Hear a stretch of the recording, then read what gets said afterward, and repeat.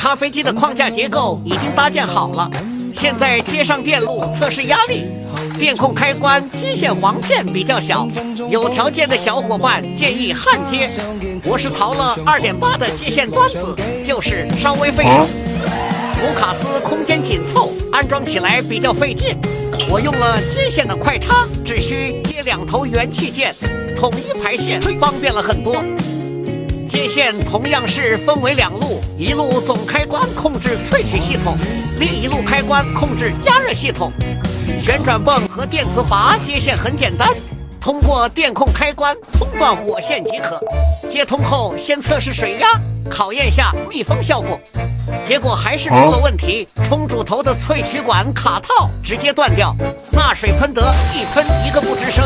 这里提醒一下，很多商家用铜镀镍来充当不锈钢卡套，这种转接卡套极其容易拧断。还好乔有2毫米的取丝器和这种刁钻尺寸的转接卡套，取出断丝后的感觉真是 It feels good。重新装好冲煮头，再次进行压力测试。装上盲碗开始调压，水泵默认的压力超过了9bar。这里可以调节水泵压力，逆时针是降低压力。调整好9bar的压力后，接着调整 OPV 的压力，需要重新把水泵调到10bar压力后，这时 OPV 调整到刚好泄压的状态。调整好以后，别忘了把水泵再调回9bar。萃取系统调整完成，接下来安装加热系统电路。接线前切记拔下插头，以免触电。从总电源分一支火线通过加热电源开关，再接一个1进4的快插，分别给2个 PID 和2个固态继电器供电。通电后所有功能正常运行，剩下就是压缩电线长度，调整空间。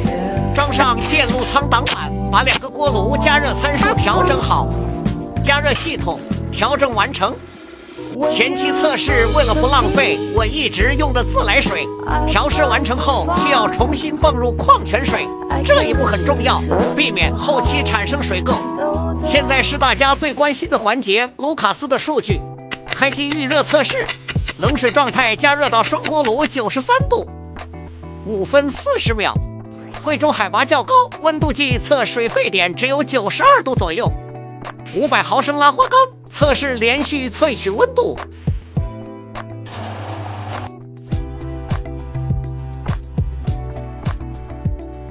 能够保持在81.5度，丢失温度为4度，达到我的预期。